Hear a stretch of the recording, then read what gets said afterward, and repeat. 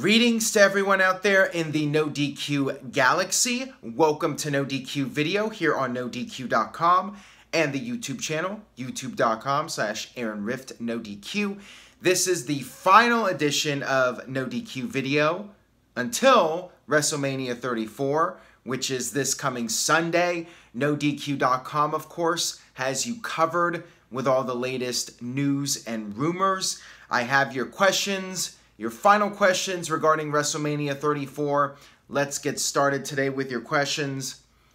First one comes from Ducky. Now that Dana White has confirmed that Brock Lesnar will be going back to the UFC, do you think that the Reigns-Lesnar match will have a similar reaction to Lesnar and Goldberg at WrestleMania 20? Well, first off, Brock Lesnar returning to the UFC doesn't mean he's done with WWE necessarily. Just like a few years back, Brock could take a little bit of time off, do a UFC fight, and then come back for another WWE run. That is certainly possible. WrestleMania 34 is not necessarily the last time we see Brock Lesnar in a WWE ring. It is really interesting, though, the timing of this, the fact that Dana White would announce this right before WrestleMania. People are expecting Roman Reigns to win at WrestleMania. WWE is trying to get the fans behind Reigns by having Reigns refer to Lesnar as Vince's boy and talk about how Lesnar is a part-timer and Lesnar is more dedicated to UFC than WWE. It all feels like it's part of WWE's master plan to try and get Reigns over as a babyface at WrestleMania. Will it work, or will the crowd react the same way they did at WrestleMania 20? I feel that it's more likely that the crowd will react the same way they did last year at WrestleMania 33 and also 2 years ago at WrestleMania 32. I think the fans will be upset. They will feel that WWE is trying to manipulate them, and thus they will boo Roman Reigns. I feel a lot of fans will still cheer for Brock Lesnar. I also feel that fatigue will play a role in this match. It's believed that this match will be going on last, and I think the fans will be booing, but they'll also be tired, and there'll be a general lack of heat when the fans are not booing Roman Reigns. That's how I see it most likely. It would be disastrous, I think, if the fans booed the match out of the building and booed both guys, and it was like WrestleMania 20 all over again. In a way, I think it's better if the crowd is just quiet for the match and you get a moderate pop when Roman Reigns wins the match. So we'll see. I'm really curious, like many of you out there, as to how the crowd will react to this match. Got this one here from Converse Craig, and he's got the NoDQ.com t-shirt on. I like it. Even though Stone Cold Steve Austin is rumored to induct Kid Rock into the Hall of Fame, how cool would it be if The Undertaker inducted Kid Rock into the Hall of Fame out of character, and John Cena goes on stage and interrupts and they book the match? I would think that if Undertaker was going to induct Kid Rock, that it would have been announced in advance. It is an interesting way to set up WrestleMania by having the Undertaker-Cena confrontation at the Hall of Fame. It's a little interesting because it hasn't been done. Something like that we just haven't seen. How do I feel about it? I feel that it really doesn't matter at this point. I feel like Undertaker is not going to break character, first of all, until he's 100% retired. So I would be very surprised. And I don't think it's going to make a big difference. They might as well just save it until WrestleMania now. Have Cena show up as a fan and maybe have the lights go out. Maybe have Kid Rock do a song and Undertaker comes out. There's a lot of different things you could do. I think one person suggested the idea of Braun Strowman having The Undertaker come out as his partner and Undertaker just completely no-sells John Cena. That would be amusing. I don't think that's going to happen, but that would be funny. I don't think it's going to be Undertaker inducting Kid Rock, but Stranger things have happened. I would certainly not rule it out, but my gut feeling is it's not going to happen. Got this one here from Eternal Heel. Sorry for botching that. Is there any way to call this John Cena versus Undertaker storyline anything but a failure? Is it just lazy writing or a lack of caring from Taker? So far, this mess has done nothing to promote their WrestleMania match. A week out, it still isn't even official yet. It's WWE experimenting. It's the network era. It's not the traditional pay-per-view era where fans are paying $50 to watch a pay-per-view. WWE is trying something different. They're doing a match where going in, you don't know if the match is going to happen. This would have never happened pre-2014. But today, doesn't really matter. WWE can take this risk and see what kind of reaction Undertaker and Cena gets at WrestleMania. Is it a failure? Time will tell. We'll see how things play out at WrestleMania, how the fans react to Undertaker, if there is a match, which I think there will be, how the fans react to it, what kind of heat it has, the outcome of the match. There's still a lot of questions. I think when it's all said and done, we'll be able to look back and determine, was this a success or not? Was this the right approach? Time will tell. If it does flop and the crowd doesn't care about it at WrestleMania, then WWE will learn an important lesson. If it does work, then that opens the door for WWE to continue experimenting and trying different ways of building up matches that are not traditional. And this is certainly traditional. There's no WrestleMania match that I can recall that has been built up like this. And it's got a lot of people scratching their heads and confused. I don't know what it means. We'll have to find out at WrestleMania. Got this one here from It's the Costanza. Hey Aaron, do you consider The Undertaker being the John Wayne of wrestling at this point? He might be the closest thing to a WWE version of John Wayne. John Wayne was never a villain. John Wayne was a good guy character throughout his entire career. Undertaker, though, is like that legendary gunslinger who always shows up and is ready for a fight, never backs down from a fight. I mean, whether he was a heel or a face, Undertaker was always up for a fight. So yeah, I think in terms of a character who is always going to step up to the plate and be there for the fight, Undertaker, I think, is the closest thing to a John Wayne. Steve Austin was like that until he turned heel, and Jim Ross even put it, you know, Austin turning heel was like John Wayne running away from a fight. Austin was a great example throughout much of his career, and certainly The Undertaker throughout his career, I think, is the closest thing to a John Wayne, definitely. This one comes from Allie Morrison. Hey Aaron, we haven't seen Finn Balor's Demon King gimmick in a while. Could you see it returning at WrestleMania as a surprise, or is he phasing it out?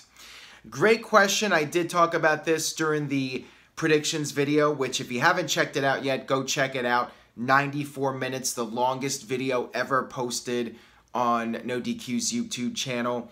Check that out.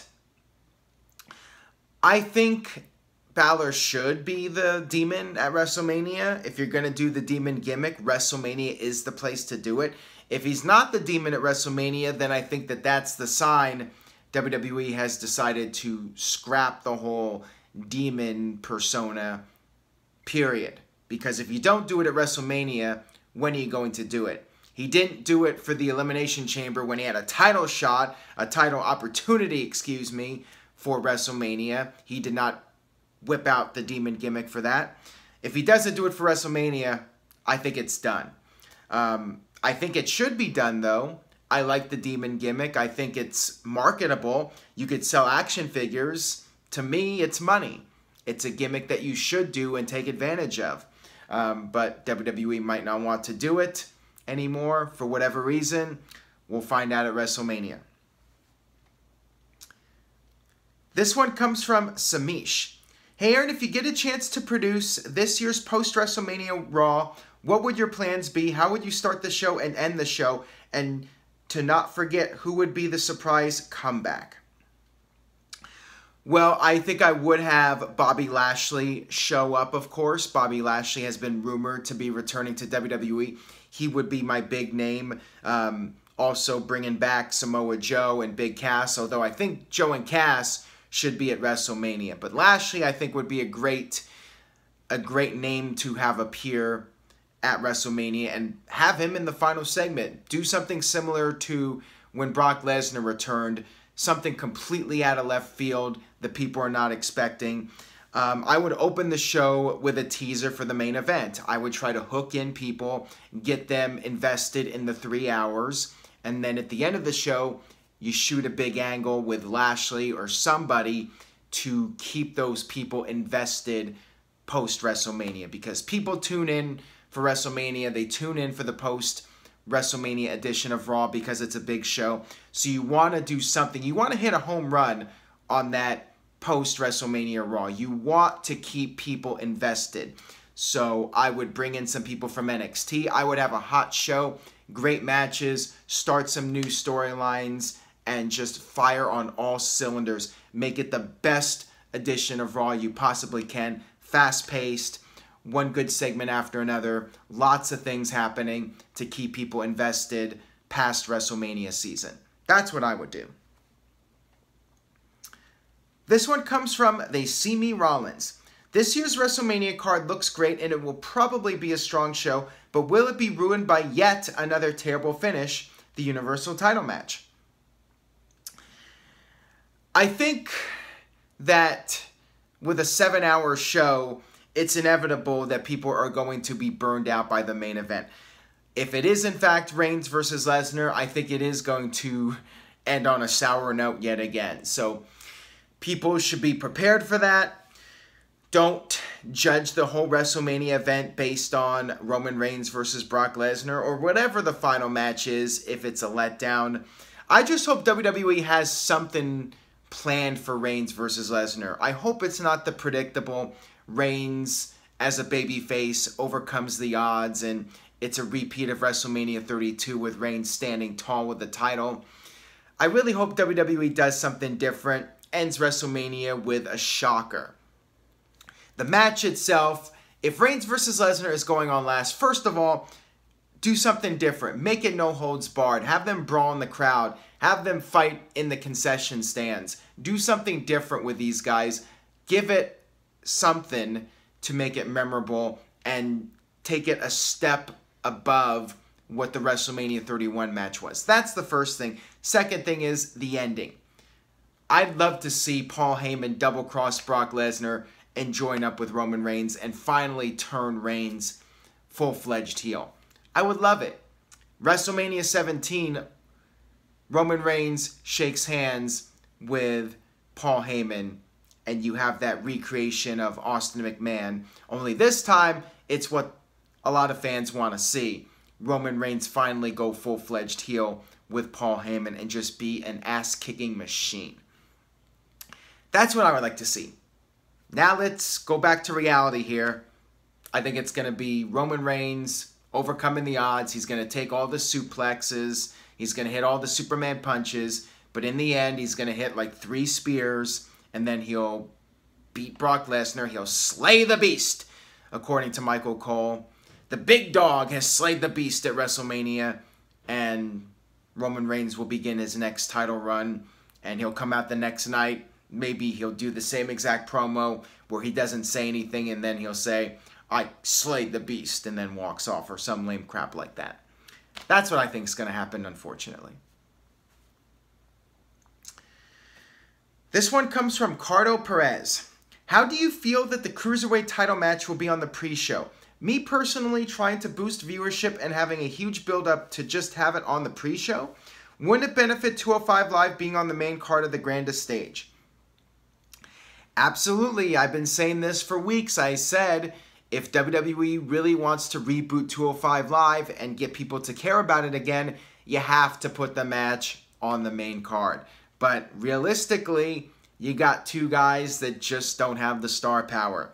Cedric Alexander and Mustafa Ali. They're just two guys. They're two guys that happen to be really good wrestlers, but they don't have the character development. They don't have the charisma of Neville or Austin Aries or Enzo. They're just two guys. And looking at the rest of the matches, realistically, the Cruiserweight match is at the bottom in terms of star power. It is what it is. I think I would have put Alexa Bliss versus Nia Jax on the pre-show and put the 205 match on the main card. But that's just my opinion. Some people disagree with me. I know my colleagues on the NoDQ panel felt like the U.S. title match should be on the kickoff, which I disagree with. Rusev took the match from here to here. So that match I feel you cannot put on there. And Randy Orton, it's funny. People get on my case saying Randy Orton's overrated and he's washed up, but he's still a major star in WWE, especially to the casual fans. Randy Orton is a big deal. You don't put him on the kickoff. That's a mistake. Come on now. You don't put Randy Orton on the kickoff and put Mustafa Ali on the main card. You just don't do that. So yeah, 205 Live, is it going to be able to rebound? Probably not. I feel like it's at a certain level and it's going to stay there. And that's that. Got this one here from Kirk. Is it up to WWE or the arena when doors open for shows? You would think that they would open the doors an hour or two before the pre-show, so pre-show isn't so empty and show a disrespect to the superstars. I believe, and I might be wrong about this because I'm just going by memory, I think with WrestleMania 32 there was a ticketing problem, and that's what led to a delay in fans getting into the arena. Hopefully that is sorted out. I don't think it was WWE's fault. It's in everybody's best interest to open the doors early. If people want to show up early, let them. Let them come in early. You get more merchandise sales. You get more alcohol sales and food sales. I think it should happen. I think every year you should let fans in as early as possible. Get them in there well before the pre-show and let the fans be able to see everything if they want to. If they want to see the whole show, they should have that option and they should have plenty of time to do so.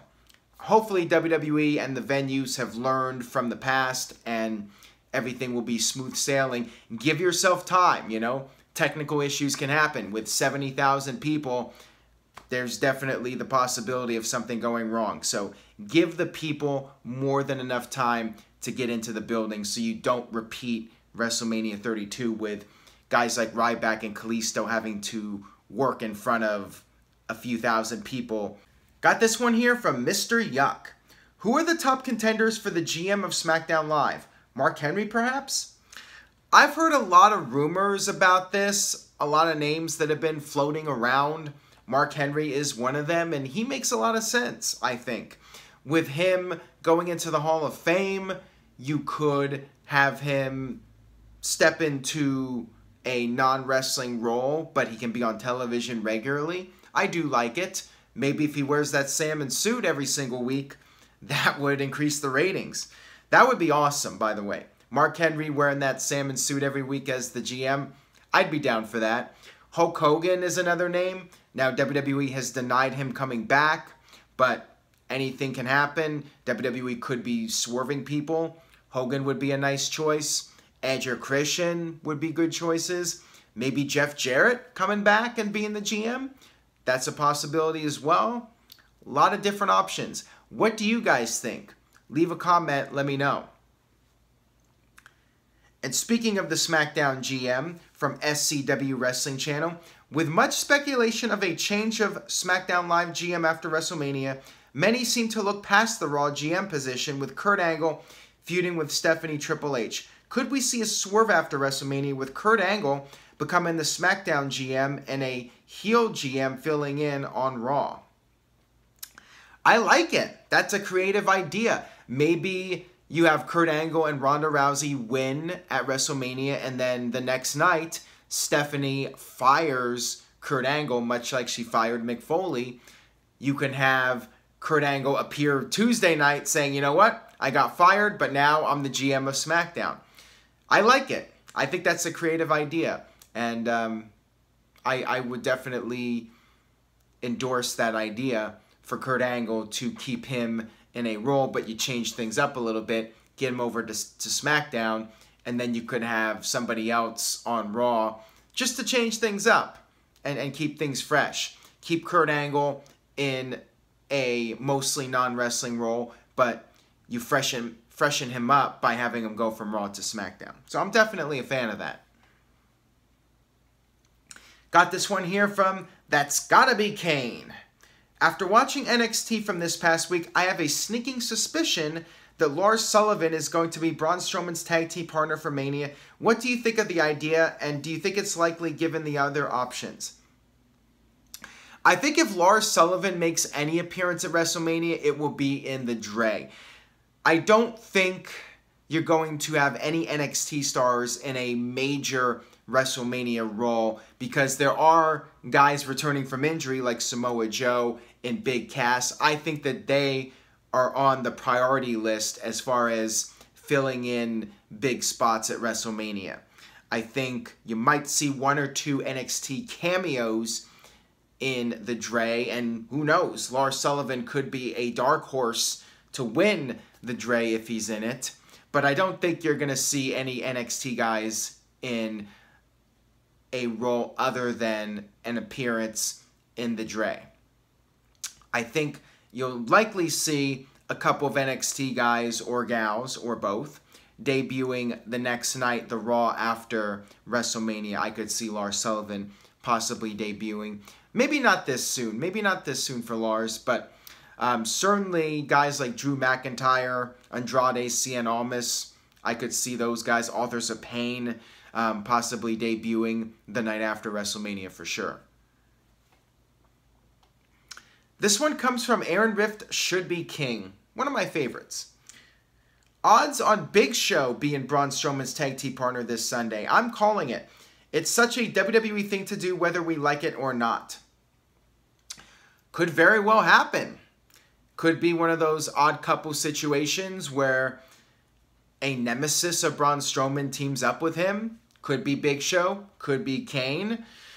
There are a lot of possibilities. And again, going back to that previous question, I think guys like Joe, Big Cass, Big Show, Kane, they're going to be ahead of the list, ahead of guys like Lars Sullivan and guys from NXT.